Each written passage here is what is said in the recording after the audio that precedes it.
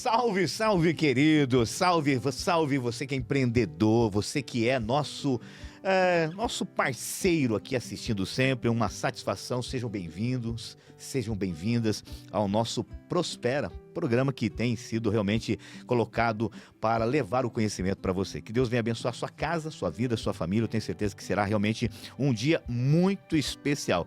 Se você não é inscrito no nosso programa, no nosso canal, por favor, faça isso. Se você já é, também acione as suas notificações ali para que possa receber todo o nosso conteúdo. Afinal de contas, nós trazemos aqui convidados excepcionais para trazer o conhecimento, trazer muita informação, insights para a sua vida pessoal, profissional e também, por que não falar, acerca do mundo espiritual.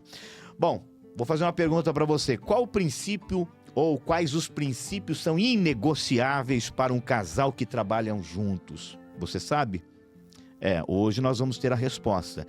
Como unir espiritualidade e propósito na empresa?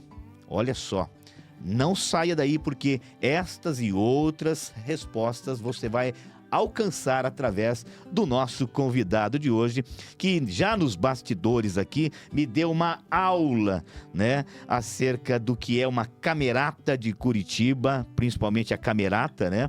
E se você quiser saber depois, a gente vai postar algumas coisas ali. Mas ele é pastor, está finalizando o curso de psicologia, tenor lírico na Camerata de Curitiba. Uma pessoa que eu conheci particularmente hoje, mas só o fato de nós conversarmos um pouco aqui nos bastidores me demonstra ser uma pessoa que tem um nível cultural acima da média. Estou falando dele, Michael Santana. Meu querido, seja bem-vindo. Uma satisfação, viu? Prazer estar aqui com você, com os seus seguidores. Muito bom. Vamos falar um pouquinho hoje sobre a questão de relacionamento, vamos falar um pouquinho sobre a questão de casamento, enfim. Até porque o Michael, ele trabalha nessa área, ele é cerimonialista, trabalha com cerimônias, então nós vamos obter muito mais informação no dia de hoje. Michael, vamos lá. Opa, show de bola. Vamos dar continuidade aqui. Segue direto, é ao vivo aqui, tá? Toca o terror. Michael, você acredita que o casamento em si, na verdade, pode ser um pilar estratégico na jornada empreendedora? E aí eu faço uma outra pergunta. De que forma essa relação conjugal pode influenciar nas decisões do próprio negócio? Certo. Veja bem, as relações humanas são ponto central da nossa vida, né? Certa vez eu vi um articulista dizendo que ninguém tem ansiedade ou depressão porque não comprou um iate, porque não tem um triplex, né? Mas trata-se de relações amorosas, né? De amar e ser amado, né? Isso é um ponto central da nossa vida, né? Que se resolve muito na questão da espiritualidade que a gente vai tocar depois. Amar a Deus e ser amado por Ele, né? Num amor, num vínculo perfeito de amor, né? E que a gente pode buscar na relação amorosa do casamento, como um vínculo duradouro, um vínculo que dá segurança para empreender, né? O casamento é um empreendimento, né? Muito forte. Grande empreendimento, é um empreendimento, né? Forte, que você tem que cuidar. Não é fácil construí-lo, não é fácil. É um passo de cada vez, uma relação de confiança, mas é muito fácil destruí-lo, né? Assim também como uma empresa. Depois a gente chora, se arrepende muito, né? Então, o casamento pode ser esse lugar, esse ambiente, essa vida que te dá segurança para que você, como indivíduo, como pessoa, possa empreender no seu crescimento, no seu desenvolvimento, nos seus sonhos, né? De projetos, de realização, enfim, né? Da sua empresa, das suas ações, da sua relação com os seus clientes e com o mundo, né? Muito bom. Bom, como lidar com os conflitos que são inevitáveis, né? Entre os desafios do empreendedor e as demandas da própria vida particular, sem que a gente sacrifique um lado ou outro. Como a gente pode conciliar isso, Michael? A gente estava falando aqui nos bastidores sobre vida real, né? Às vezes a gente vive numa perspectiva de idealizar a vida. E a vida, ela precisa ter esse contato com a realidade. A realidade, ela é desafiadora, ela é difícil, né? Então, na minha vida, eu sou casado há 16 anos, quase 17. Nós já empreendemos algumas vezes. Minha mulher é muito empreendedora. Já tivemos empresa, já falimos. Então, são ciclos da vida, tá? Importante a gente pensar que em determinado momento da vida, o casal, ou quando trabalham juntos, ou o seu parceiro, sua parceria, vai precisar focar mais, né, em determinado projeto que subsidia depois o conforto da família, o próprio sustento, né, a manutenção da vida. Então, observar isso como um momento talvez cíclico, como um momento oportuno de dar apoio ao outro para que a coisa vá à frente, aconteça. Não existe lugar mais apropriado que isso, que a sua casa, a sua parceria, a sua família. Dar esse apoio importante, né, para impulsionar a questão empreendedora. Muito bom. Com relação até a estrutura familiar, né, eu acho que não tem como um grande empreendedor não ter uma grande família. Não dá, senão ele não vai ser absolutamente nada. Ele pode até construir um patrimônio legal, mas ele é infeliz na vida, né?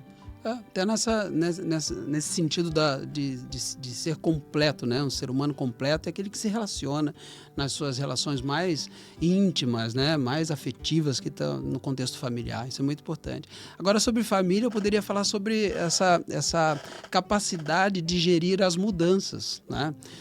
Tem um texto que diz que... ele diz... sobre acordos, né? Como andarão juntos se não tiverem entre eles um acordo? Né? E o acordo no casamento, ele não se estabelece só no dia do casamento, né? No grande dia do sim. São vários acordos na jornada, porque afinal de contas vamos mudando de acordo com as circunstâncias também, né? Evoluindo, desenvolvendo. E a parceria, a mulher, o homem, o parceiro, o cônjuge, precisa observar esse processo de mudança no outro e mudar junto, a fim de que seja essa pessoa que vá dando esse suporte também, né? Mútua. Então, e essa capacidade, então, de gerir esses eventuais conflitos ou iminentes conflitos, essa capacidade se estabelece na capacidade também de se comunicar. Né? Acho que o grande segredo nesse processo da do casamento e tal é a comunicação mesmo, Comunicação. Existem alguns critérios de comunicação, algumas... a gente pode estratificar assim, tipos de comunicação, né? Eu gosto muito desse pensamento.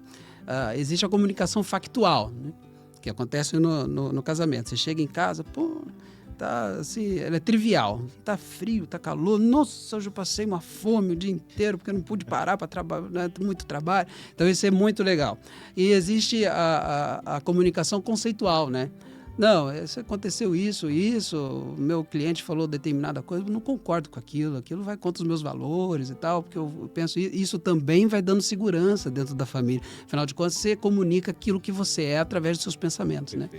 E existe a comunicação afetiva. Essa é a mais deixada de lado, talvez. Talvez essa seja a mais difícil, porque as pessoas não são treinadas a falar sobre emoções, né? Então, no colégio, a gente aprende matemática, Bhaskara, a gente aprende biologia, dicotiledôneas, monocotiledôneas, a gente aprende muita coisa no colégio, mas a gente aprende pouco sobre emoções, a gente não sabe detectá-las e nem falar sobre elas. E aí entra o papel do psicólogo, né? Então, eu não estou fazendo um merchandising de mim, porque eu só vou atender a partir do ano que vem, mas eu faço aqui uma promoção, né, de saúde mental e prevenção também, para que depois o tratamento não seja tão difícil. Falar sobre emoções é muito importante. Então, detectá-las, senti-las e comunicá-las, né? E aí, nesse plano de comunicação afetiva, você fala as coisas mais profundas que podem alterar significativamente o contexto familiar, aperfeiçoá-lo, qualificá-lo. Muito bom. Eu gosto muito dessa parte da comunicação e, sobretudo, dessa capacidade de inteligência emocional, Sim. lidar com os detalhes. Mas falando dentro desse contexto da própria... o enlace matrimonial, o casamento em si, quais são os princípios que você considera inegociável para manter esse respeito, esse romantismo e até o próprio alinhamento no propósito? Certo. A gente está falando de uma possibilidade do casal estar no mesmo empreendimento, Perfeito, trabalhando junto, né? É desafiador, né? Eu já trabalhei com meu pai.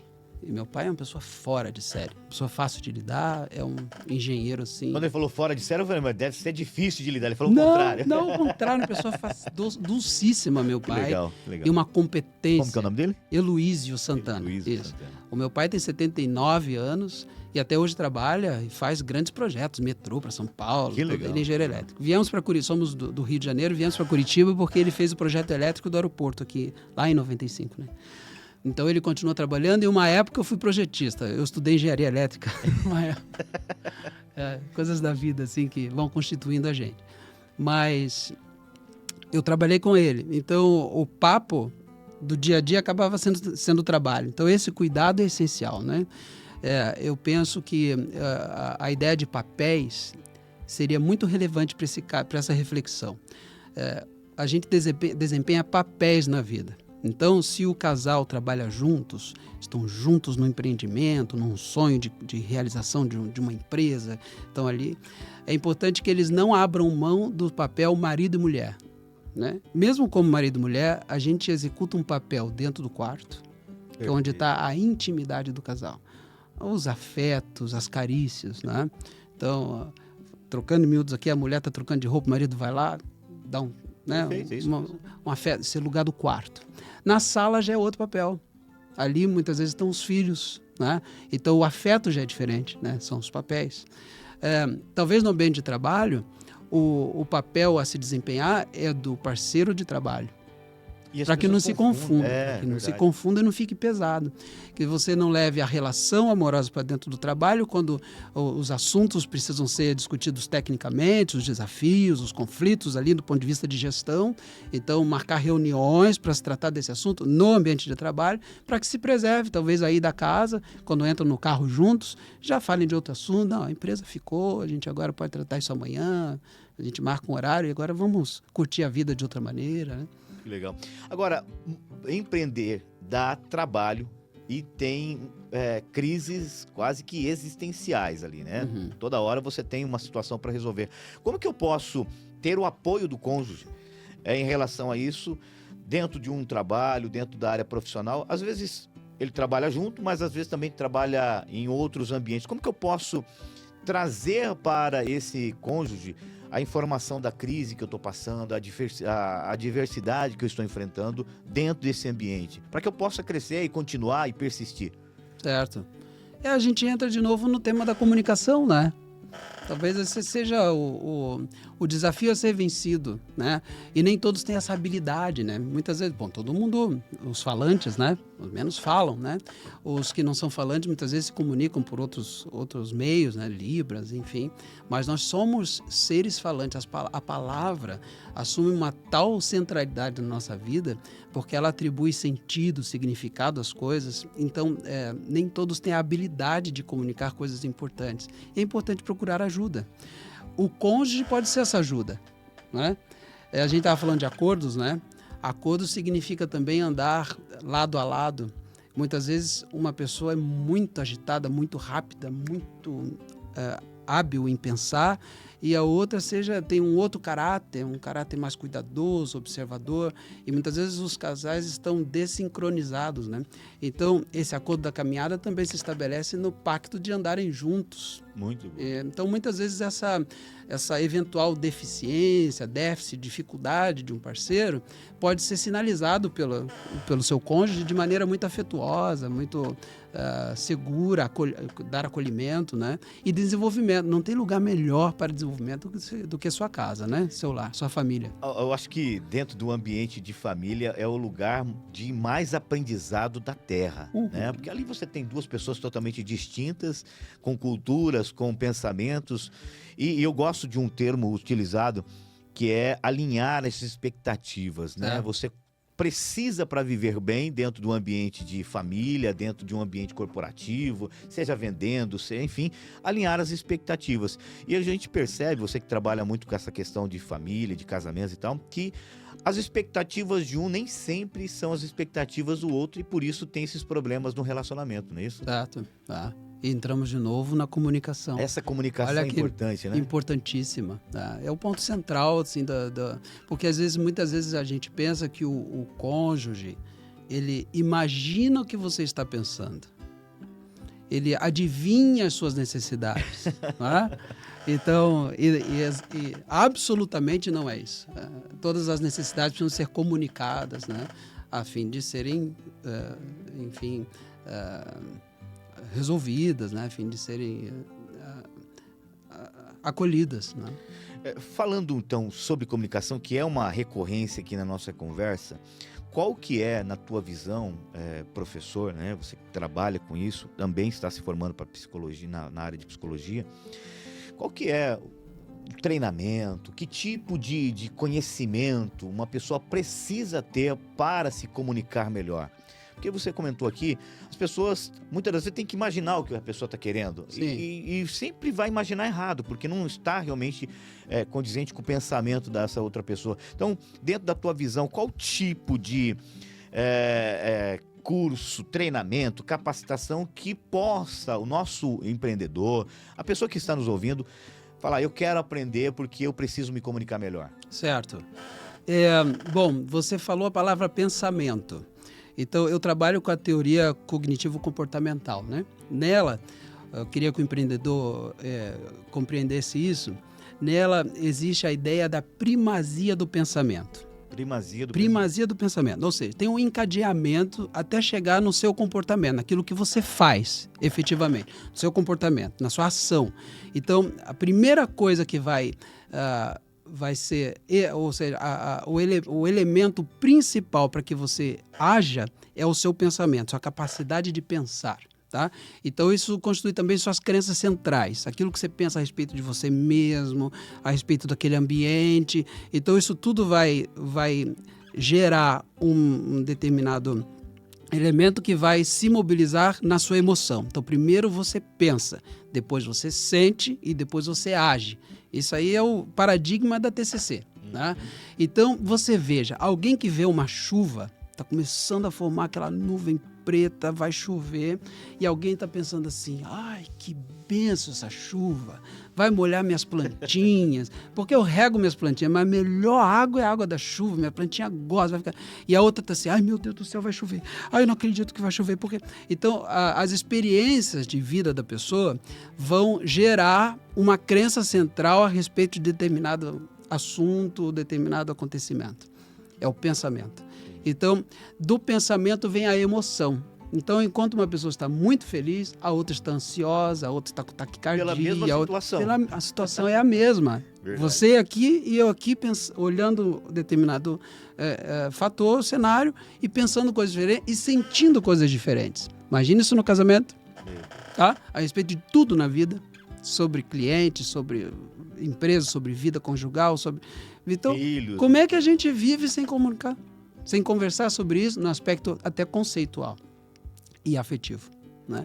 E a partir dessa emoção, o comportamento. Então talvez alguém venha, fecha todas as portas, se tranque no quarto, fique com medo, palpitando, e outra está ali aberta para a vida, para sorrindo. Ou então até brincar na chuva, né? A criança quando se molha na chuva. Então, nós somos pessoas capazes de refletir e de perceber, né? Então, diferente de alguns animais que também a gente pensa, esse animal só pode estar pensando, né? Tem um pensamento, nosso cachorrinho, até um macaco, a gente vê fazer cada coisa, né? Olha, ele está pensando. Mas a capacidade de pensar o pensamento é do ser humano. Boa, gostei disso. Não é? Nós somos capazes de pensar o pensamento. E, por isso, aprofundar na nossa ação cotidiana, né? E nas nossas relações. Né? E isso tudo é atributo do profissional psicólogo. Muito. Mais uma vez, não estou fazendo um merchan pessoal. A habilidade de comunicar também é uma atribuição de treinamento de um bom psicólogo. Então, se você vê que tem dificuldade nessa área, vale a pena investir. A gente investe em muitas coisas, né? Na própria empresa, às vezes nos bens, em patrimônio, e deixa de investir em si próprio.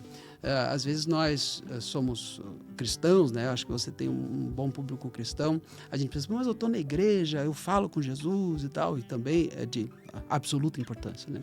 Mas muitas vezes a gente não se conhece e até a nossa comunicação com Deus está ali abalada por esse falta de autoconhecimento. Se a gente olhar, né, para isso, o senhor é pastor também, e se a gente olhar para Salomão, não, para Abraão, Deus vai chamar Abraão e vai dar uma missão para ele, um propósito de vida para ele, só que a expressão hebraica ali, ele vai usar ler lehá. A expressão ler lehá é olha para você, olha para dentro. enxergue quem você é para depois viver aquilo que eu tenho para você.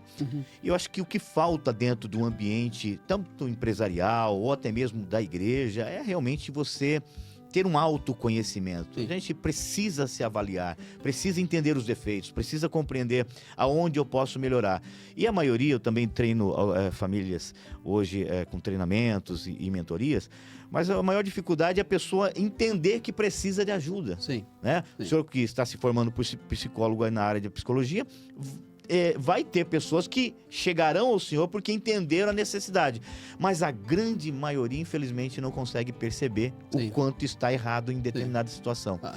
Como que a gente pode resolver isso? E você veja, no âmbito da relação conjugal, muitas vezes procuram quando já é de difícil Quando já não tem nem quase solução, né? É difícil solução. Então, a ação preventiva é muito importante. Eu poderia aqui dar 2 exemplos, né? Eu vou dar um exemplo pessoal, tá? Eu namorei por 10 anos. Isso é quase um pecado capital, né? Mas é porque começamos muito cedo, né? E eu tô com essa parceira, né? A vida toda. Então, eu tinha próximo de 18, ela tinha próximo... Eu já tinha 18, ela tinha próximo de 16. Ia fazer 16 em seguida do nosso namoro ali. E daí nós sempre nos demos muito bem. Em determinado momento, a minha vida profissional ainda estava em situação de transição e tal. Uma história bem bonita, mas foi desafiadora. Então nós separamos, ficamos 3 anos separados e depois voltamos a casar, né? Então uma história muito singular, muito cheia de Deus, né? Eu penso assim.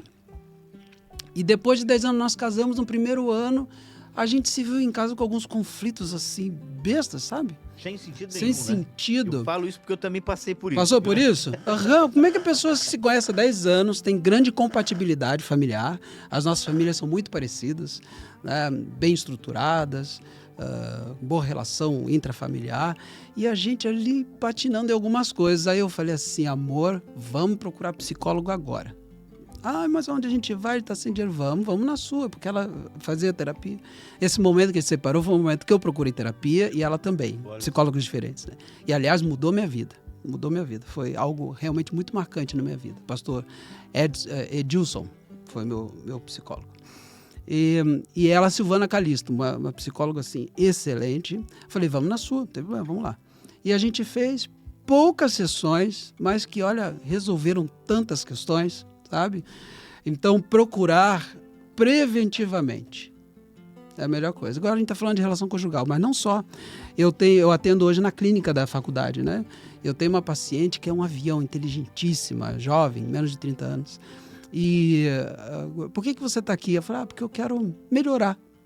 Quero melhorar na minha vida, eu acho que tem questões que eu preciso conversar, falar. Então, às vezes, o paciente tem essa ideia de que vai no terapeuta para conversar, né? Porque a gente usa palavras, né? Sim. Mas o terapeuta usa técnica, usa ciência, né?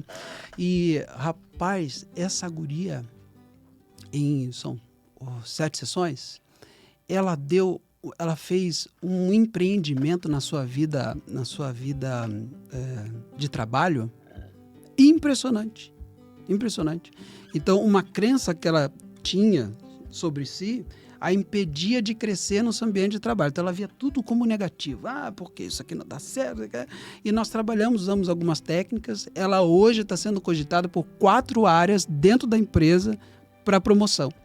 É libertador quando você descobre onde você está linkado com gatilhos, né, com situações, e começa a evoluir. E nem sempre, né, nós vamos, na verdade, a maioria das vezes nós não vamos ter pessoas próximas ali. Nós precisamos buscar ajuda mesmo, porque o que acontece? Numa mesa, a maioria vai estar praticamente no mesmo padrão. Então nós temos que buscar mais conhecimento. Eu gosto de falar o seguinte, que eu sempre quero estar em mesas onde eu sou menor, porque a minha possibilidade de crescer naquela mesa é muito maior. Sim. Agora, a maioria das pessoas ficam vivendo dentro do ambiente conjugal ali, família, a média é padrão.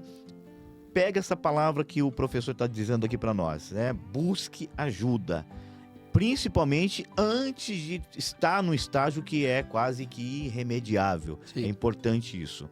Vamos falar um pouquinho de espiritualidade? Bora. O senhor gosta bastante também dessa situação. Para o senhor, qual que é a diferença entre espiritualidade e religiosidade? As pessoas confundem muito isso. E como essa distinção se manifesta também na própria cultura empresarial? Perfeito. Eu gosto muito desse tema. A espiritualidade como algo mais amplo, né? Bom, nós somos cristãos, né? A gente vai estar sempre na mesma página, mas então a gente podia partir de princípios diferentes. Mas vamos partir do princípio bíblico, né? Quando diz que o ser humano tem uma semente da eternidade. Isso é uma percepção através da Bíblia, né?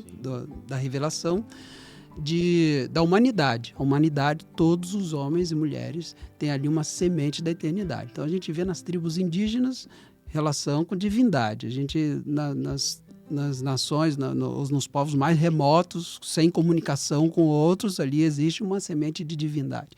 E nós também. Então, o ser humano sempre procurou fazer perguntas a respeito da sua existência que venham suprir essa questão espiritual, né? Por que estou aqui? Qual que é o sentido da vida? E depois, acho que a pergunta mais difícil de lidar, que é a morte, né? A finitude, o fim. Para onde eu vou, o que vai acontecer, né? E as religiões vêm responder, indiferentemente de qual seja, vão responder essas questões. As religiões têm esse grau de importância elevado, né? Mas a espiritualidade não está dentro da religião, embora a religião possa compor esse aparato espiritual, né? Muito legal. Então, na verdade, só para distinguir bem aqui, a religião, ela tem um papel fundamental na parte de conectar esse indivíduo, seja cristão, seja ateu, porque o próprio ateu também tem suas crenças, né? Exato. Ele busca desejos ali, busca informações para poder também satisfazer os seus anseios. Isso? E você veja como a espiritualidade está atrelada ao ato de refletir. Legal. Está na reflexão que é inerente ao ser humano, na sua capacidade de refletir. E disso vão sair as suas crenças existenciais mais profundas e mais práticas também. Então o ateu vai ter o seu conjunto de valores que vão nortear suas ações no mundo, né? E nisso vai se inserir a sua espiritualidade. Conjunto de ações guiadas pela ética, que a ética é esse ato de pensar, né? De pensar o pensamento. Essa é a ética. Gostei dessa frase, pensar o pensamento. É muito legal essa ideia de pensar o pensamento, né? Então essa ideia do ser humano, só para citar a fonte, né? Do ser percipiente e reflexionante, eu acho, além de ser bonito, né? Percipiente e reflexionante, vem de um filósofo Merleau-Ponty, né? E é muito legal a gente pensar que nós somos capazes de perceber através dos nossos órgãos do sentido, né? Então, através do sentido, ter as sensações dela vem a percepção, que é dar sentido às sensações, né? Só que a gente não é só sensível, né? Senão fica sensível demais, né? Então, a gente também é capaz de refletir aquilo que entra pelos órgãos do sentido, né, e fazer uma reflexão profunda. Então, o ateu vai ter essa capacidade, obviamente, e vai ter ali nesse sentido a sua espiritualidade. E os outros, né, que vão procurar nas religiões diversas que existem, também um sentido para a sua vida, né? Então, indistintamente, esse fator da espiritualidade vai conceber também esse conjunto de valores que são norteadores da vida, que vão preservar a sua vida, a vida do conjunto, do coletivo, da sua família, né? E a partir disso você vai pensar a vida, né? Isso está a espiritualidade. Aí dentro do ambiente empreendedor, né? Do ambiente organizacional, isso tudo vai constituir a cultura da empresa, né? Isso eu acho que é um ponto importantíssimo, né? Dá para uma empresa ter o propósito, mas também ter essa essência da alma impregnada no ambiente corporativo? Dá para ter ou não? Sempre vai ter. A gente pode escolher produzir dentro de uma empresa as piores ações organizacionais ou as melhores, né? Mas elas vão ser... Você pode negar a gestão, mas isso já vai ser uma gestão. Não é verdade? Não é verdade isso? Perfeito. Dentro de uma organização, não, você pode negar da igreja, né? Não, porque aqui quem dirige é Deus e tal. Já está fazendo uma gestão, né? Tem alguém fazendo isso. Então vem uma má gestão, né? Não perceber o quanto ali está lidando com vidas e com almas, né? Que tem corpos, com vidas, né?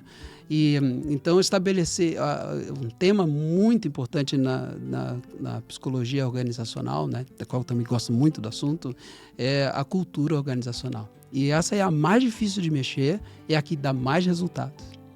Porque você entra numa empresa que tem cultura, né? Existe um padrão, um alicerce muito bem estruturado ali para poder nortear o crescimento daquele colaborador, da própria empresa. Pronto, a gente trata de pensamento, de reflexão e espiritualidade, né? Através disso, as normas que são explícitas ou implícitas dentro de uma empresa, alguém pode chamar de regra, né? Mas quando é norma, ou seja, atende o conjunto daquelas pessoas que trabalham no coletivo, né? Fazem sentido para elas, elas vão lutar por aquilo. E numa cultura organizacional bem sucedida, os comportamentos inadequados, eles tendem a diminuir, né? Os comportamentos desadaptativos, inadequados, diminuem, e aqueles que almejam a chegar ao mesmo resultado, que é o resultado que é alavancado pela cultura, eles chegam mais prontamente, né? Aí você diminui absenteísmo, rotatividade, turnover, exatamente. Muito bom. Dá para... Então, acho que ficou clara a questão da espiritualidade, né? Entendi. Ela entendeu, Roberto? Ela Você entendeu? O que é espiritualidade?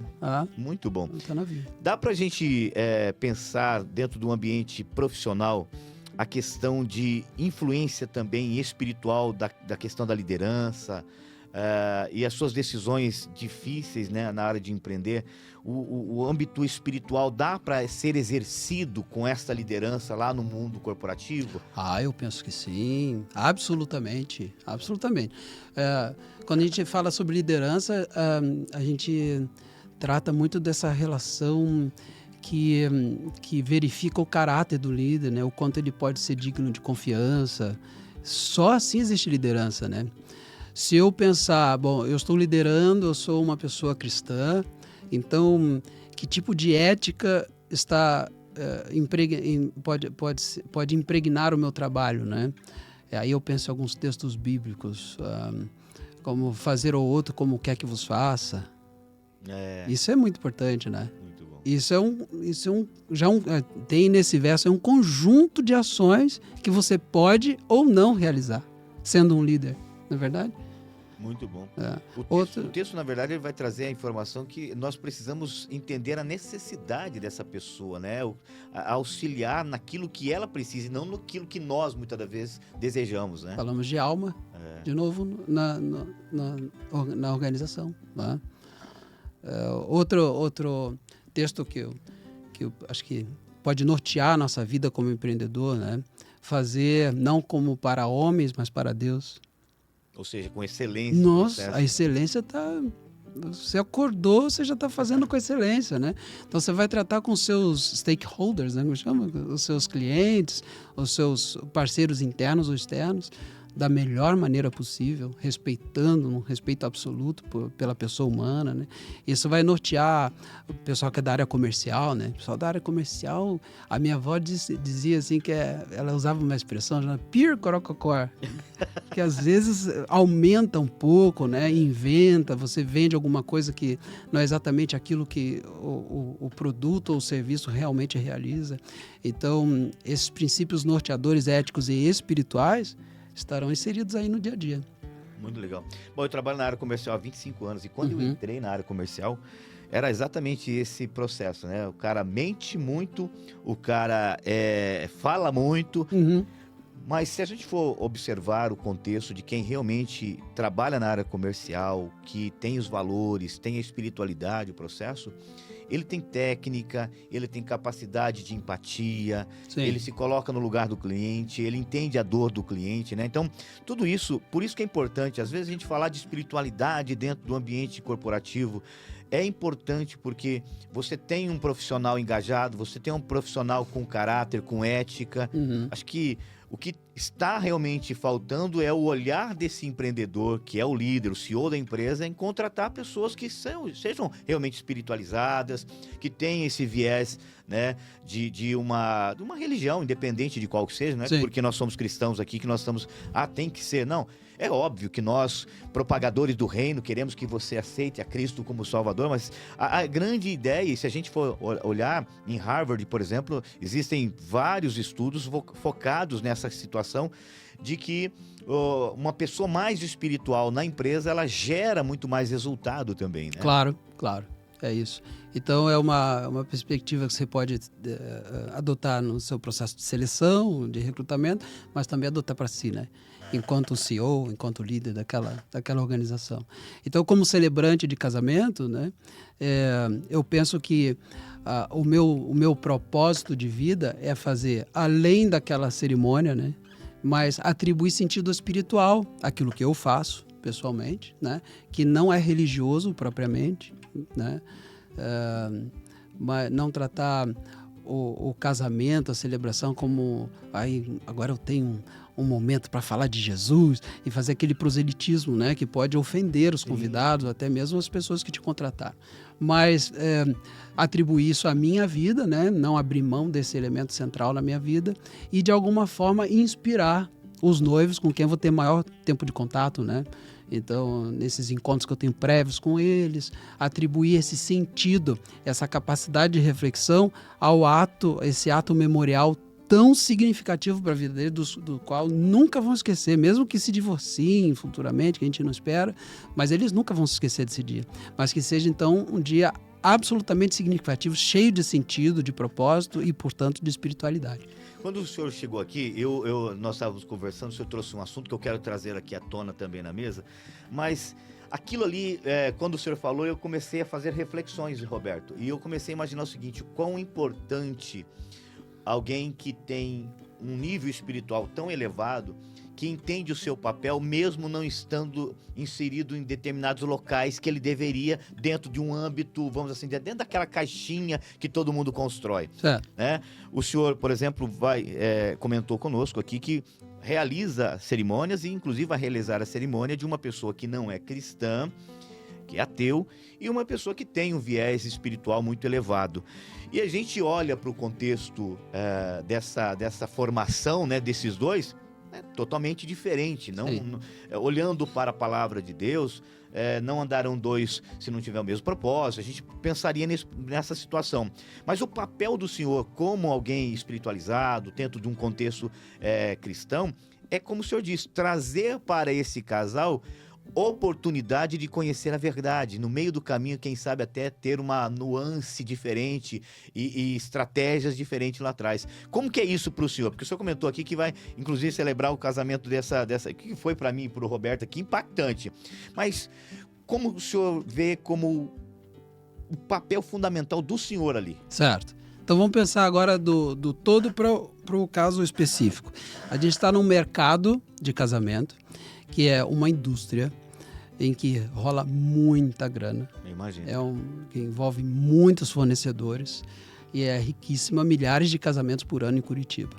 Esse casal vai procurar um celebrante e ele vai encontrar no mercado muitos perfis de celebrantes, desde aqueles que fazem animação de plateia, entretenimento, e a gente entende o casamento como um marco social, uma festa, não é?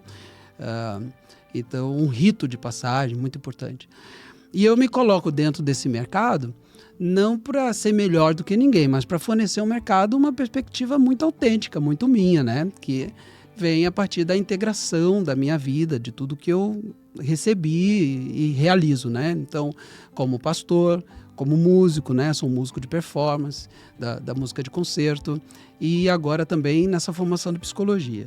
O olhar do psicólogo, ele é sempre não julgador. Porque a gente estava falando, acho que foi nos bastidores, sobre mundo ideal e mundo real. Então, no mundo ideal, é o crente com o crente, e a gente sabe que não é ideal. Também aí tem seus desafios, né? Sim. Mas o mundo real é aquele que se apresenta. Então, você ali procurado por um casal que tem o sonho de realizar o matrimônio que já por si é uma bênção. Sim. Né? Por si é uma bênção. Se eles resolveram Tomaram uma decisão importantíssima e por si muito sagrada, muito importante. E eu estar nesse momento, para mim, não sei, uma realização de um propósito maravilhoso, trabalhar com aquilo que eu tiver. Né? Vou ter prazer de conhecer esse casal, de caminhar com eles e, se Deus me permitir, estabelecer algum tipo de conexão com eles, né? Que possa abençoá-los, né? O nosso desafio é transmitir o perfume de Cristo, né? Manifestar o perfume dele, né? Então, estar perto de Jesus e transmitir esse perfume, inspirar as pessoas. O senhor trouxe para nós aqui hoje uma vertente que nós não estamos adaptadas. Qual que é? É a vertente de não ser uma referência dentro de um ambiente de templo. Sim.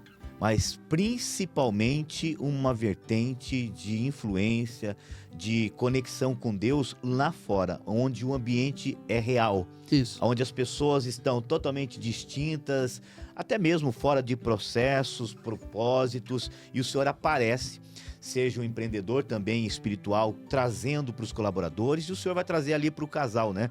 Eu acho que realmente isso me trouxe uma alegria por saber que ainda tem pessoas nessa terra que estão além da fronteira de um templo, de uma placa de igreja, mas que querem reverberar o reino, mesmo em situações que, de verdade, eu vou falar a verdade aqui, Michael, é uma realidade que nós não estamos acostumados, nós cristãos, fazer isso lá fora, e devemos fazer isso, né?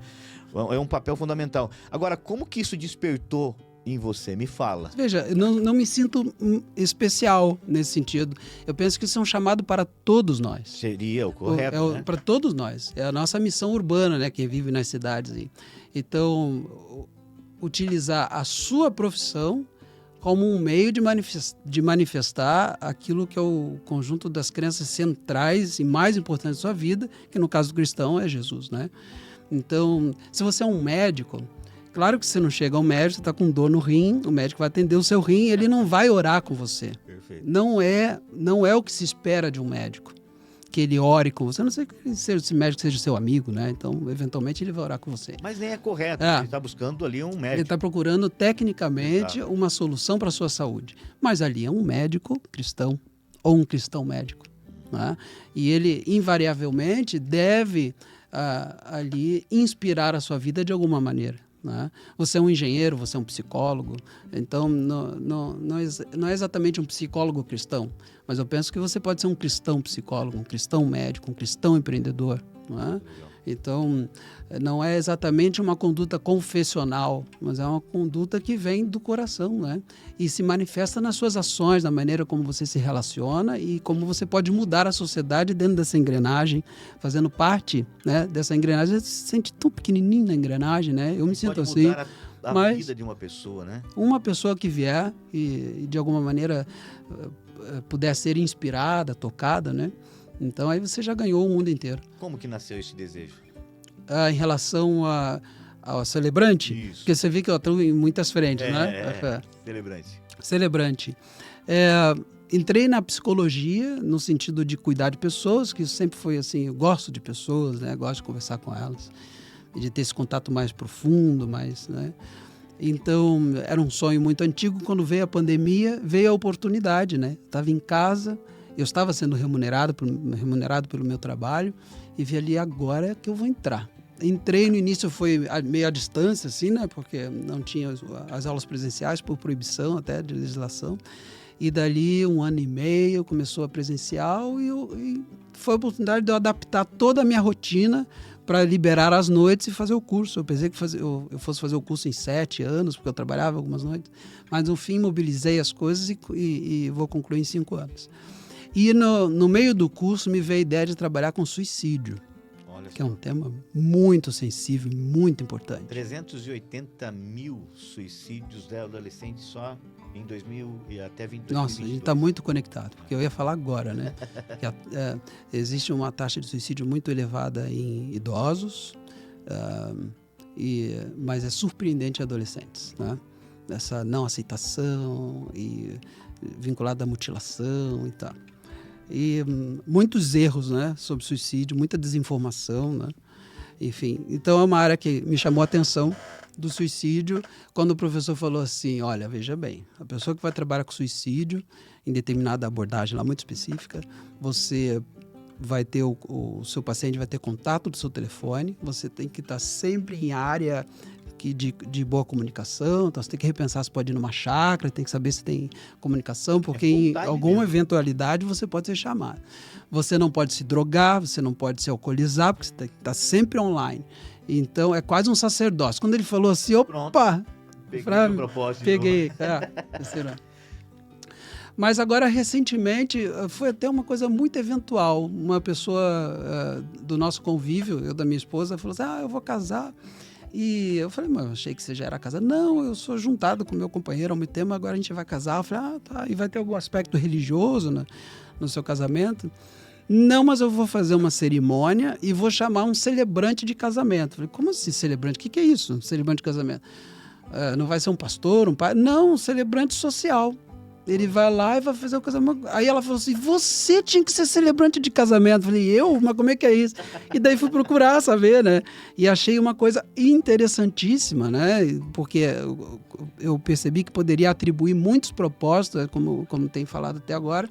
Então, fiz um curso sobre isso, com uma mentoria, e fui me aprofundando, então realizei meu material e com isso me mobilizou na psicologia a tratar esse tema também de muito interesse, até como pastor, acompanhando famílias, casais, né?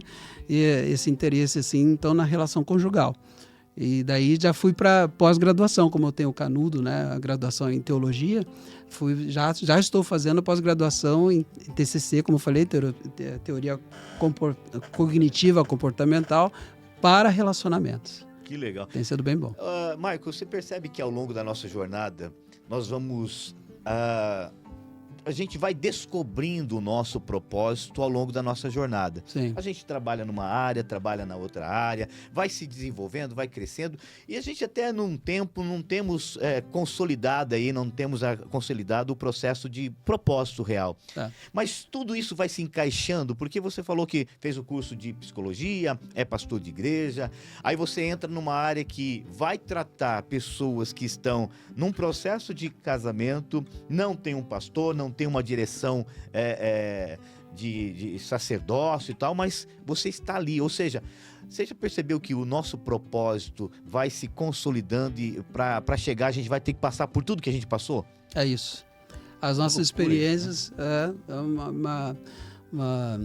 as nossas experiências vão constituindo aquilo que a gente é e pode oferecer, né? Pode trazer de volta. Mesmo experiências ruins, né? Difíceis, que a gente vence. De alguma maneira a gente vence, né?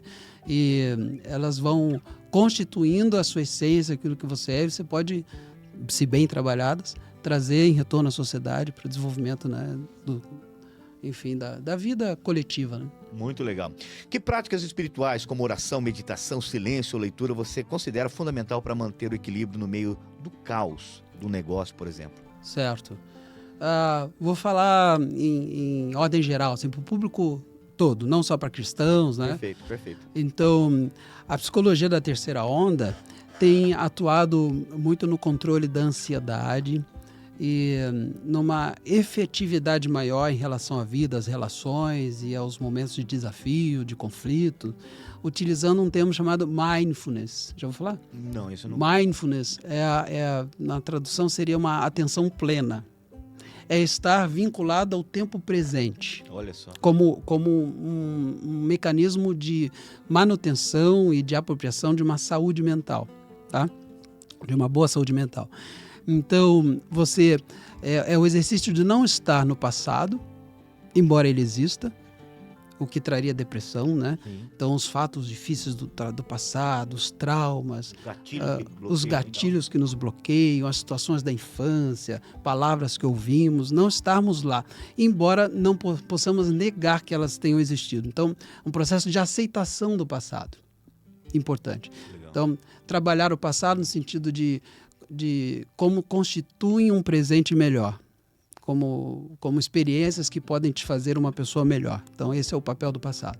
Mas eu estou no presente falando do passado ou pensando sobre ele. Não estou lá na cena mais. Né? Então não é capaz de me produzir uma dor.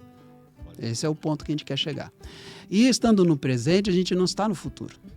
Sofrendo com a ansiedade do futuro. Porque o futuro você pode até planejar, mas você não pode exatamente prever ou se assegurar de que vai acontecer da maneira como planejou. Né? Então isso não nos desabilita a responsabilidade de planejá-lo no tempo presente, mas viver um tempo presente saudável vai nos resultar um futuro melhor, também saudável. Essa perspectiva de estar no tempo presente. Então, ele é muito importante nessa abordagem da psicologia, estarmos no tempo presente. E para isso, então, a nossa atenção pode estar desperta através dos nossos órgãos sensoriais, dos nossos sentidos, né? Da nossa visão, do nosso tato, enfim, dos 5 sentidos. Então, existem estratégias, treinos de habilidade para estar no tempo presente, que, de uma maneira muito curiosa, vem da experiência oriental da espiritualidade. Veja só, a psicologia que andou negando a experiência cristã, né, vem pegar lá do budismo, por exemplo, a ideia da meditação. Como se fosse um exercício privativo dos budistas, como se na história cristã também os monges também sempre meditaram. A palavra de Deus nos diz o tempo todo para meditarmos na palavra, né? Para estarmos em oração em todo o tempo, orando sem cessar. O que é isso? Mindfulness. É estarmos no tempo presente, né? Então, a prática da meditação, de respirar, a respiração é um ponto central nisso. Poderia falar um pouquinho sobre a respiração. Sim, com vontade. A respiração, nos momentos de dificuldade, de tensão, de que a gente tem vontade de voar no pescoço de alguém, a gente está dominado pelo sistema nervoso simpático, que de simpático não tem nada, é só decorar isso. Então, é de luta e fuga. Então, você falou uma coisa, aquilo me irritou. Primitivo, né? É primitivo, é do ser humano assim, voar, de se salvar, ou correr ou lutar, né? E isso pode vir acompanhado de reações fisiológicas, taquicardia, sudorese, tremor, adrenalina, esses neurotransmissores ligados assim à excitação extrema. Né? Então, a crise de ansiedade estão ligadas a isso também, né? Então, a pessoa que está em crise de ansiedade, muitas vezes está com falta de ar, está com taquicardia, está assim, né? Vai desmaiar. Então, descobriu-se que a respiração diafragmática tem o poder de, se realizada, de ativar o sistema nervoso parasimpático, que é aquele do relaxamento, aquele do equilíbrio. Né? Então, a respiração tem um fator de muita centralidade nesse sentido de estar no tempo presente. Então, o treino de respiração é algo que a gente faz ali na terapia. Respirar com o diafragma. Daí eu ensino, porque eu sou cantor, né? Então trabalho com isso. Já tem habilidade. Tem essa habilidade de treinar, né, os pacientes na respiração diafragmática. E daí a gente entra num processo ali de mindfulness. Gostei desse termo, eu não conhecia. É muito legal. Pode estudar sobre ele, que vale muito a pena, tá? Então, ele é muito vinculado à performance do músico erudito. Então, eu já tinha ouvido falar até alguns anos atrás, mas na terapia foi aprender na faculdade, né? Que está usando como ciência, né? Então, a partir daí, o processo de respiração e de meditação. Eu, pessoalmente, uso... eu acordo de manhã, acordo um pouquinho antes, levo meu filho já muito cedo na escola. Daí venho, faço um café, fico um pouquinho sozinho na cozinha e uso o aplicativo da Bíblia. Eu não sei o nome do aplicativo, se é Holy Bible. Holy Bible, pronto. Ali tem um processo de devocional diário, que é muito bom. Ele vai trazer um texto bíblico, então eu recomendo para vocês. Ele vai trazer um texto bíblico, depois um pequeno vídeo de alguém explicando o texto bíblico, fazendo uma aplicação, e depois um momento de mindfulness. Que legal. Com uma musiquinha de fundo, e ali ele vai te guiando num processo. Ele traz um texto bíblico, agora se conecte com você, respire um pouco, fale sobre isso com Deus, ou procure ouvir a voz de Deus sobre esse assunto, e depois vai te guiando assim, mediante isso que foi falado, você tem algum pedido de oração? E você vai tendo esse momento de introspecção, né? E de reflexão, né? Nós estamos falando da predominância, da importância da reflexão, né? E é isso, a reflexão amparada, aí agora eu estou falando aos cristãos, aqueles que creem, amparada pela palavra de Deus, né? Aí a sua mente está bem alicerçada naquilo que você crê.